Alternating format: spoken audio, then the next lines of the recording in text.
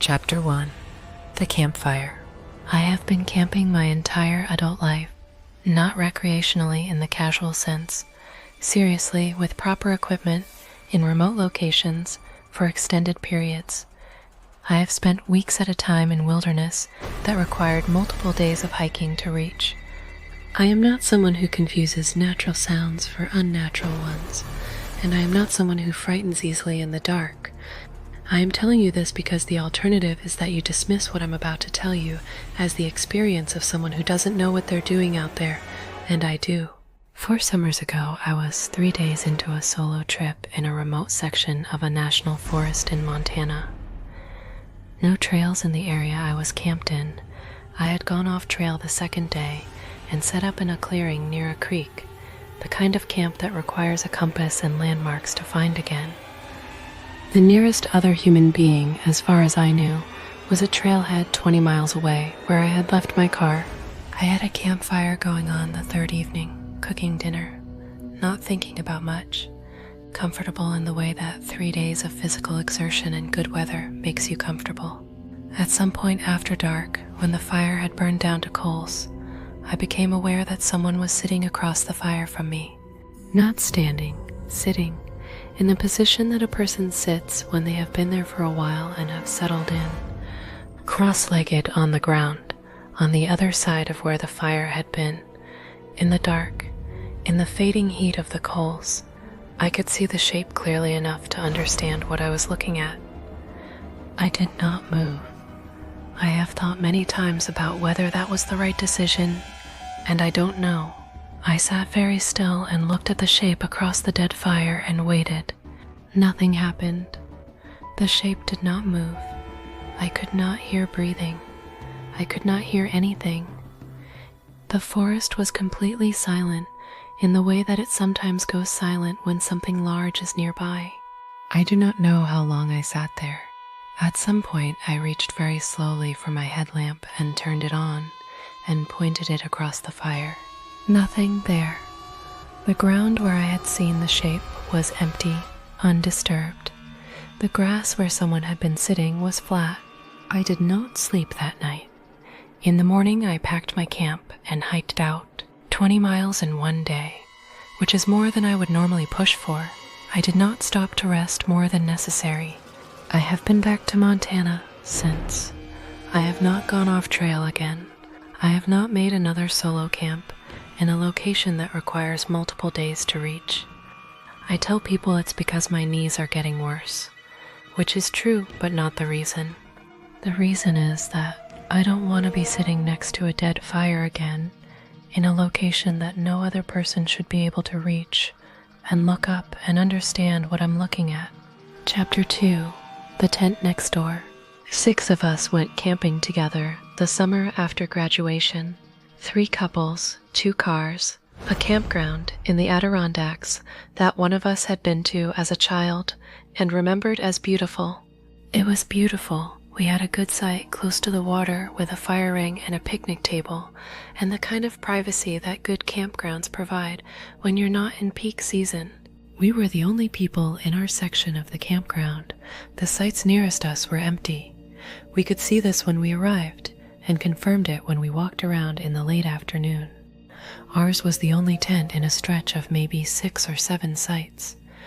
We had a good evening, campfire, food, the particular happiness of being outside after a long winter. We went to bed reasonably late, maybe midnight, and I fell asleep quickly the way you do after a day of driving and fresh air. I woke up at some point deep in the night to the sound of a zipper, not our tent.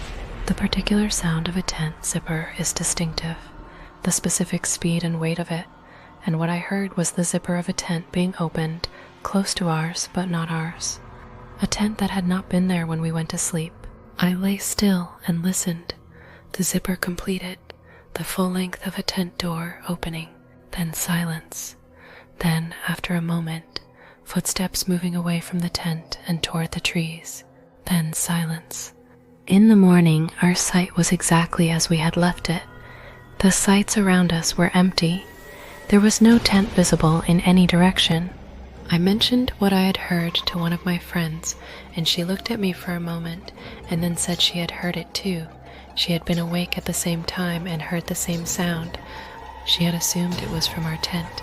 I told her it hadn't been.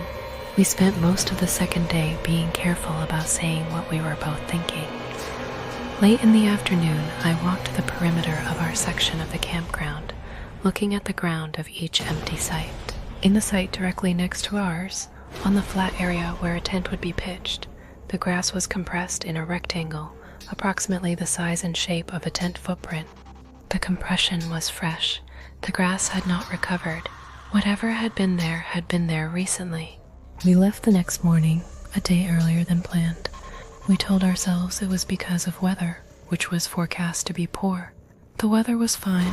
I have thought about the zipper many times since. I have thought about what was in the tent that opened at 3 a.m. and walked toward the trees and did not come back. I have thought about what it was doing on the site next to ours for however many hours it was there while we slept. I have thought about whether it was there the night before as well, before we arrived, waiting for us to set up. Chapter 3. The Map. My cousin and her husband went backpacking in a state park for their anniversary. 3 nights, a loop trail they had done once before, a park they knew reasonably well. They had maps, both paper and digital. They had done this kind of trip many times. There was nothing about the planning or the preparation that should have produced what happened on the second night. The trail they were following ran along a ridge for most of the second day, then descended to a valley where the map showed a designated campsite near a small stream.